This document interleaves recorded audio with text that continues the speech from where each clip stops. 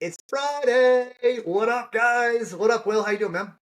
I'm doing well, man. Happy Friday. Made it through the week. Hopefully yours was productive. I feel like I got a lot done. I do feel energized, successful. And I think that has a lot to do with what we're going to be talking about today, which is success to me is not a feeling, right? Success is something that I know based upon measurables. So today we're talking about setting goals for 2025, right? Yeah. All right. So in your mind, in your experience, in your world, where do you start? Yeah. And you can get lost in the sauce. You can start in the details, but really where I think everybody starts or should start is the big number at the top, right? Let's say we did 10 million last year and it's like, look, guys, we could hit 12. Then let's break that down. Where's the 12 come from? So don't get lost in the sauce because that's easy to do. It's like, all right, we know we want to increase service, we know we want to increase negotiated work or new construction or whatever it is, but what's that top number first? And then kind of back down into the channels. I love it. I love it. So that ties in really good. So I want to do something a little bit different today.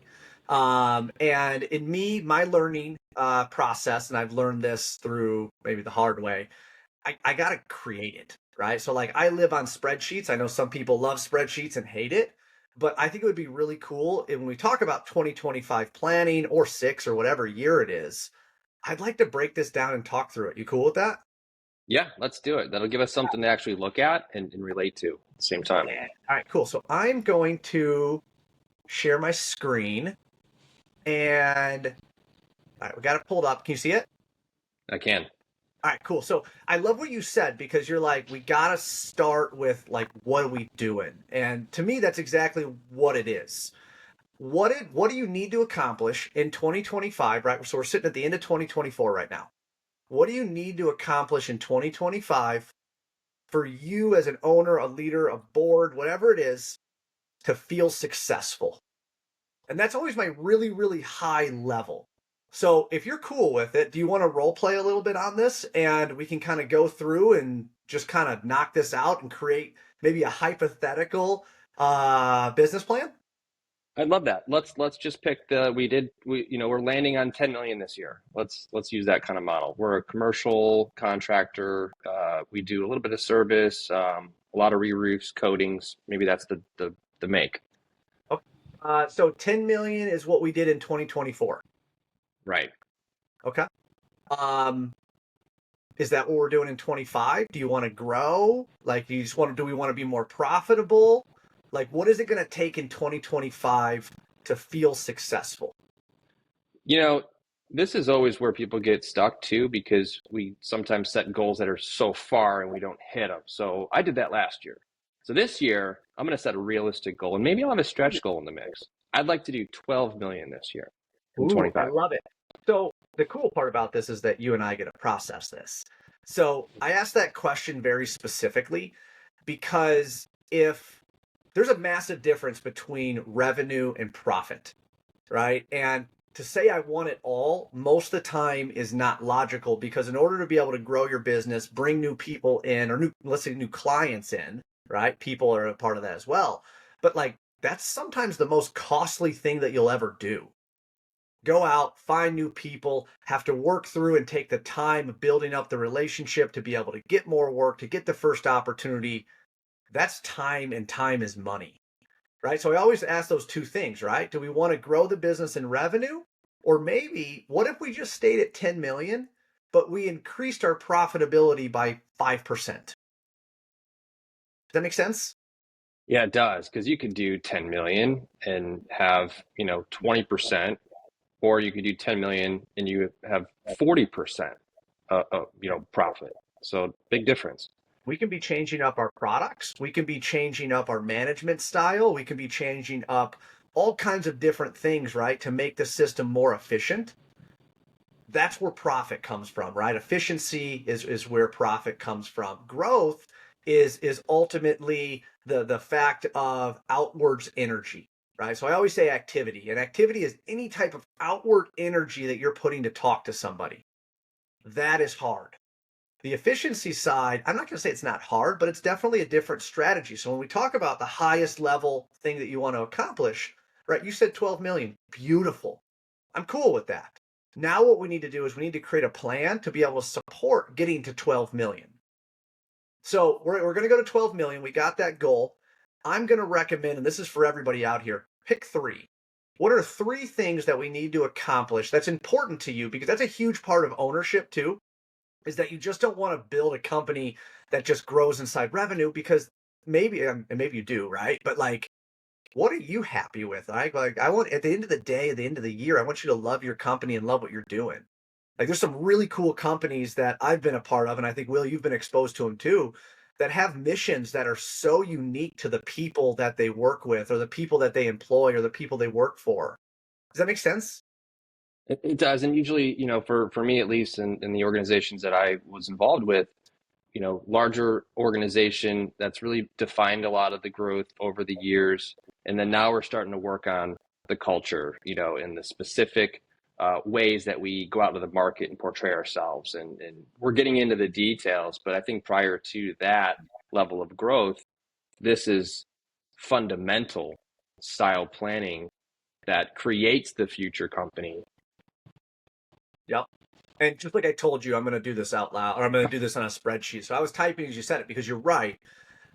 These goals could very easily be influenced by the vision that you have for your company, the mission that you guys are on, or maybe even the purpose, right? Because if you are a purpose-driven company to be able to give back to the community, maybe profit's not the biggest thing for you, right? Maybe profitability is part of giving back to the community and doing 2 or 3 free re-roofs a year, right? On the residential side, I know I see a lot of that stuff happening. And if that's part of the business, then that's beautiful to me.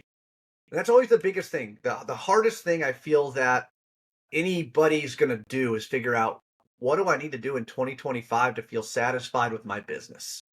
Do you agree with that? I do.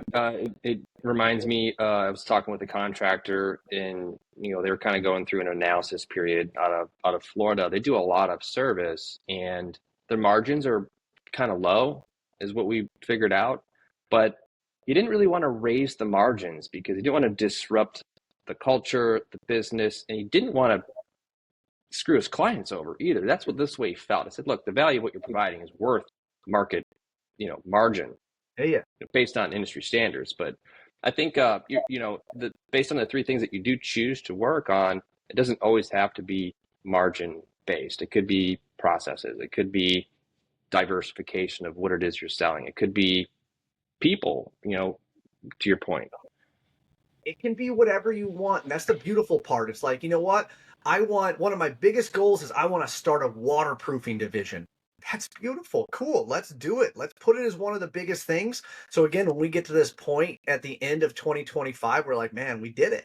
We said we were going to do it in December and we actually did it. Like that to me brings me like the biggest I'll say feeling of success, is that we said we were going to do something. We built a plan around it. We used our people and processes to make it happen, right? Because success is ultimately, and this is my belief, but right, success comes from consistency and process, right? Because success is not something that happens overnight, right? That's luck.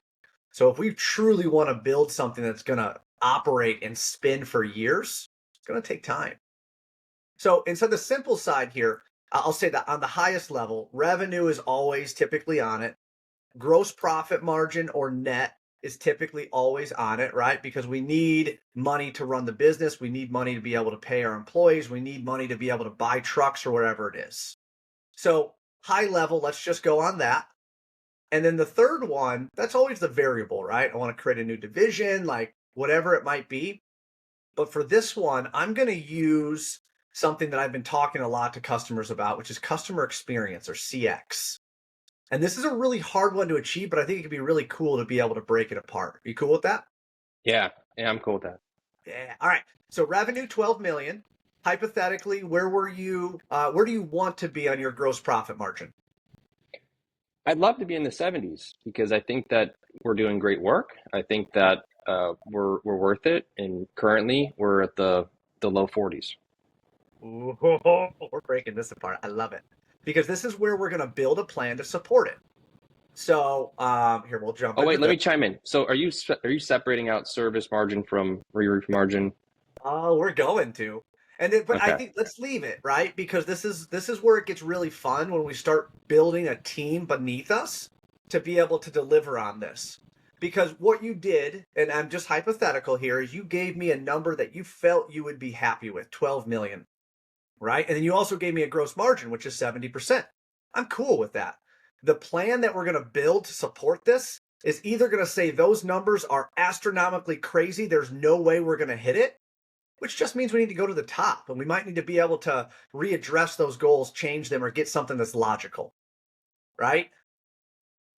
Does that make Okay. sense? So let's leave it, Yeah. even though we both know, right? It's wrong, but let's leave it because this will allow us to be Okay. able to dive into it. Um, Fair.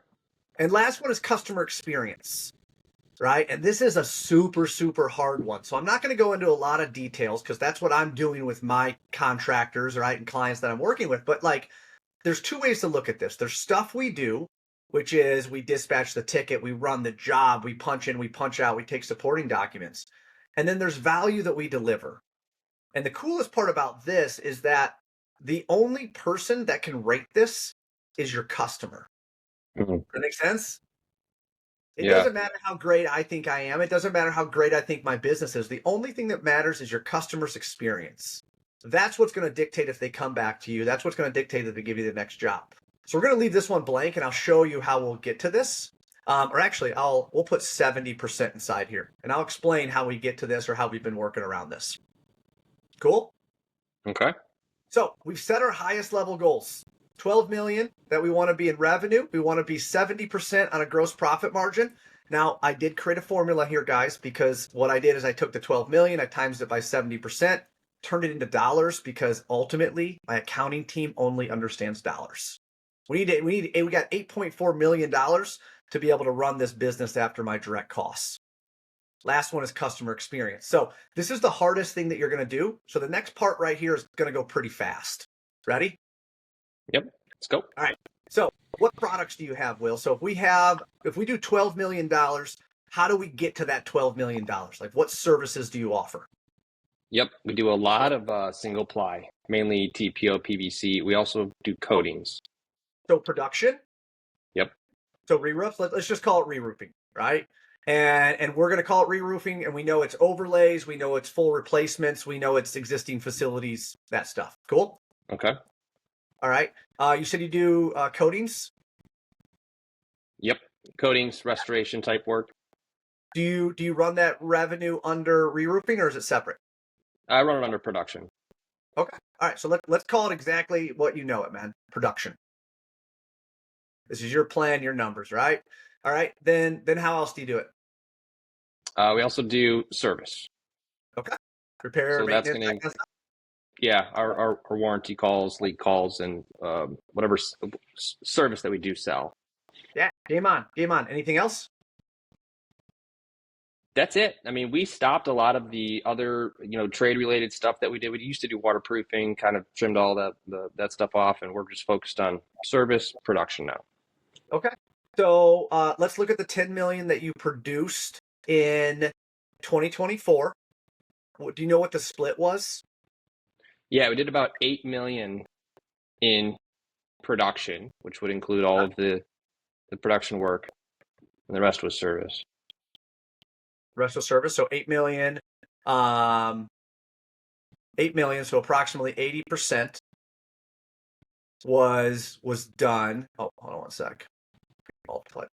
So 8 million is what you did inside there and 20% inside service. Yeah. That, my friend, is an awesome split, by the way. I messed it up. Sorry.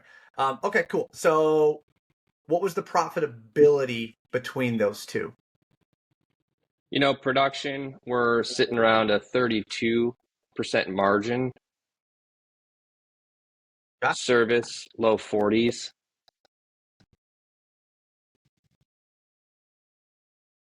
So question I have for you on this is if we're aiming for a 70% gross margin, but we're 32% on here and service is 40%. How do we plan to be able to make that jump? Yeah, we're gonna have to start charging more, right? We're gonna have to start charging more on service, and um, that's one of the initiatives is kind of how do we go about doing that without losing customers or losing clientele in any way. Okay. So that is a strategy, right? That's a strategy that we need to put inside place that'll connect back into estimating and sales. Now, the variable with this, right, and we're talking high level right here, so I'm just going to break it down and make it simple. That's going to be very, very hard. We're going to raise our prices, which typically will probably decrease our close ratio, right? And that's a whole sales side, that's a whole revenue driving side that we'll have to go through. But what I'm doing right here, and Will, if you see it, right, like, okay, what I did is you told me you did 10 million and you had an 80-20 split. Cool. I'm going to take those same numbers and I'm going to assume that we're going to have the same growth, right? Assuming's not the best, but we can at least go through and say, hey, if we do the same thing next year, means that instead of 8 million, we'll do 9.6, which means I got a $1.6 million growth plan. Does that make sense, Will? Mm-hmm. Right? And if you did 20%, which was 1 million, now we have a 680K growth plan. So this is the new work that we need to bring in. Following me? I am. All right. So then what we're going to do is we're going to look at gross margin. So you told me you wanted 70%, right? Which was 8.4 million. But when we start looking at where we were last year, this is where we start trying to figure out, okay, is this logical? When I look at where we were last year, we were only 3.7 million, approximately 3.7 million. So we're looking at more than doubling our profitability. Is that right? Well, I was trying to do that on the service side, but we took the example to the extreme. Okay, so this is why I wanted to leave that number, right? Because when you start building a plan to be able to support the goals that you're talking about, you really get brought back into reality of, can my people do this? Do the numbers actually work? Because when you roll out crazy numbers, and again, I know this was hypothetical, but when you roll out crazy numbers, you actually lose your team in believing that we're all charging forward to this. I always say when I'm working with my employees, I want clarity and confidence. I want extreme clarity that they know exactly what they need to do to hit their goals. That way they can be confident in what they do every day. Does that make sense? Yeah, it reminds me of like the constant years of setting really high sales goals, and then like the sales meetings after sales meetings, we're just not performing, not performing. That is an We lost. energy suck.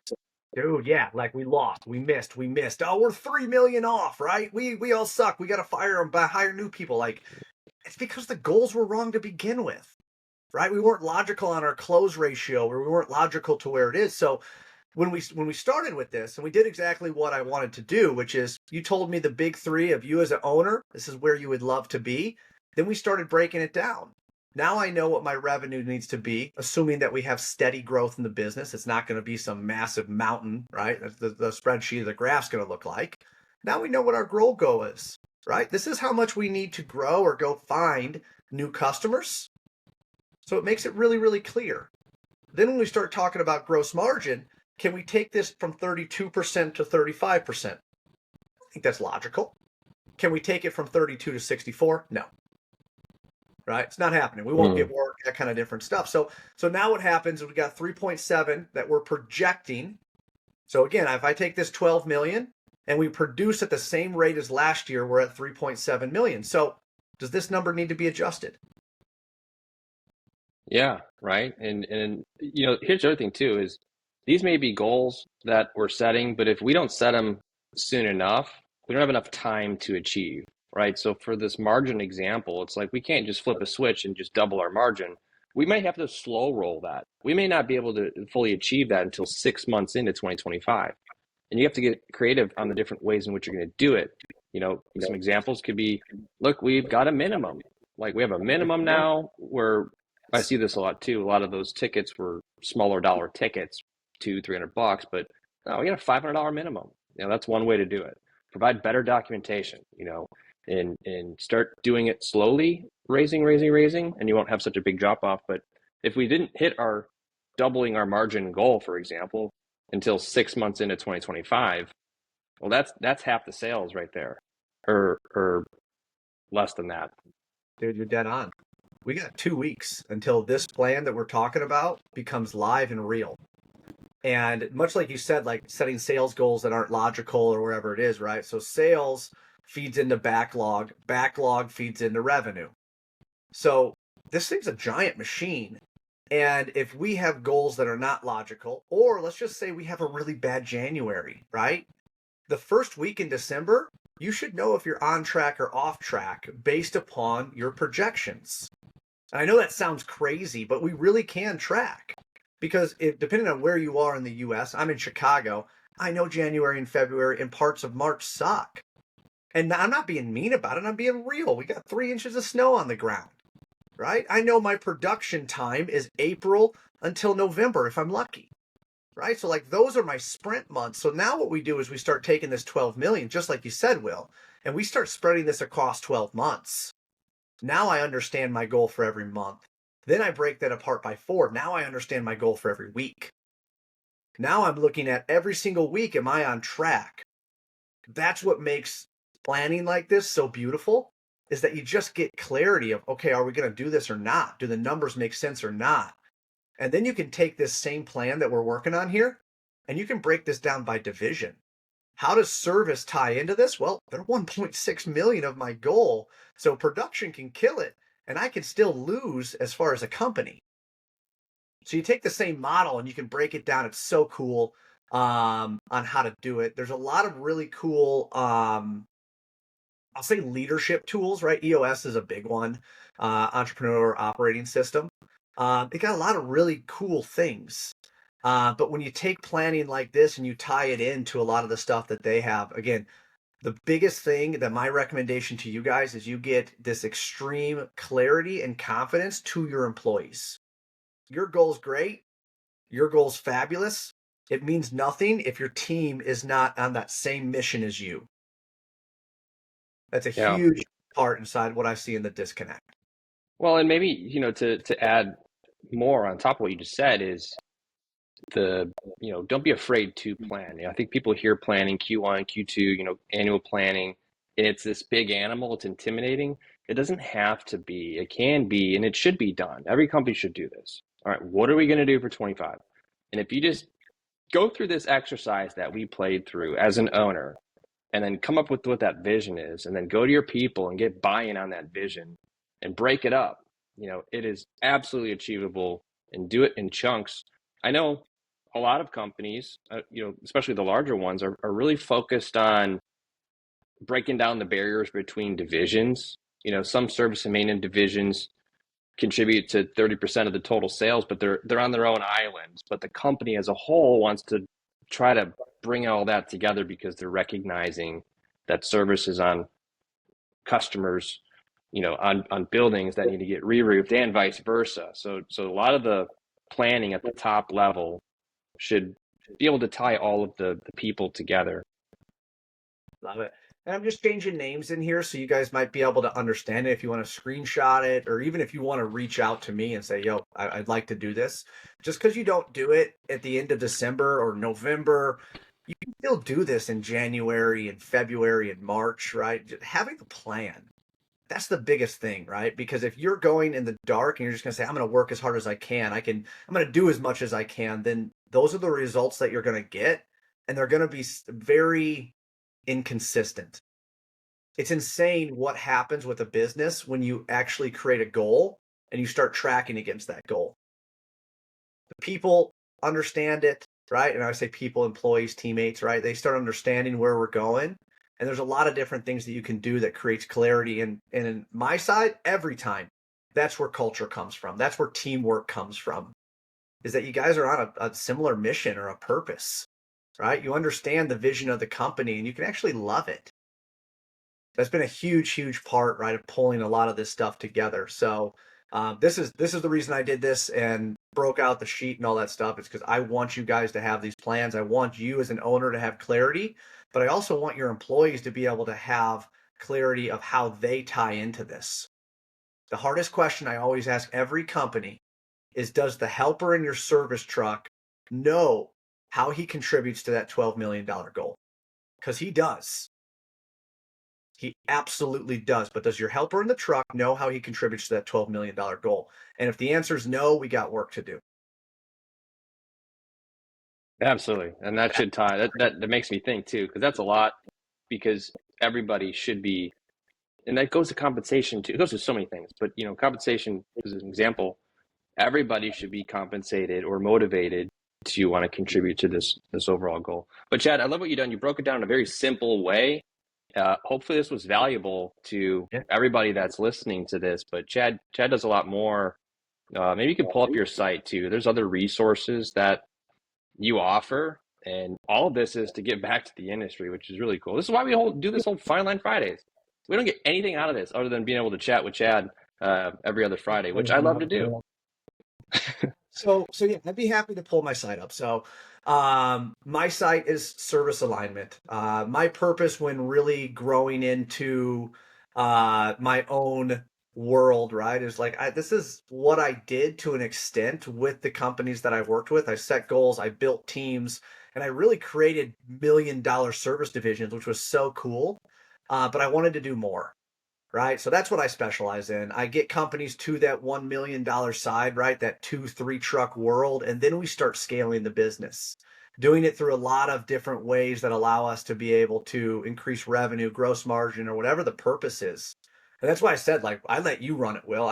Your definition of success, right? We just need to be able to make sure the business and people and teams that we're building support that vision, because that to me is when everybody wins. So there's a lot of cool stuff. There is resources. So if you go to resources on here, there's a lot of free downloads and stuff that I have. So I know I'm just kind of going through it, but I have a bunch of different things that tie into all of this, right? Centerpoint and NRCA and QuickBooks, right, is awesome as you start getting a little bit more stable. A lot of free downloads, a lot of stuff like that. There's Hot Topics, which is a lot of stuff that I deal with. You guys can just kind of jump through and you'll see that there's a ton of stuff, right? Talks about coatings and repair processes, inspection checklists. Like, take it all, guys.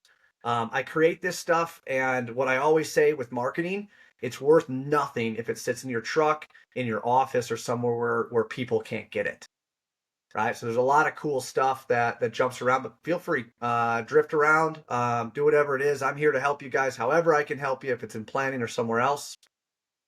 That's why I show up, Will. We're raising the floor. We're going to make the industry better, right? Yeah, we got to do that, just one contractor at a time. Man, I appreciate the time. We got to call it, and love doing these too, in different topics. So I think the next one, I don't know, do we have one more before the end of the year? Ooh, I I don't don't think think we so. do. I Okay, don't so think the we next one do. will be right after the new year. So that'll be a good one. So stay tuned. Yeah. Cool. Thank you guys, Will. Thank you very much for having me. I love doing these, man. It's crossing the line, right, from good to great, and what are the things that are gonna get us across there. So hopefully you guys took something from this, and we'll go from there. Yes, sir. Cool. See See you y'all. guys.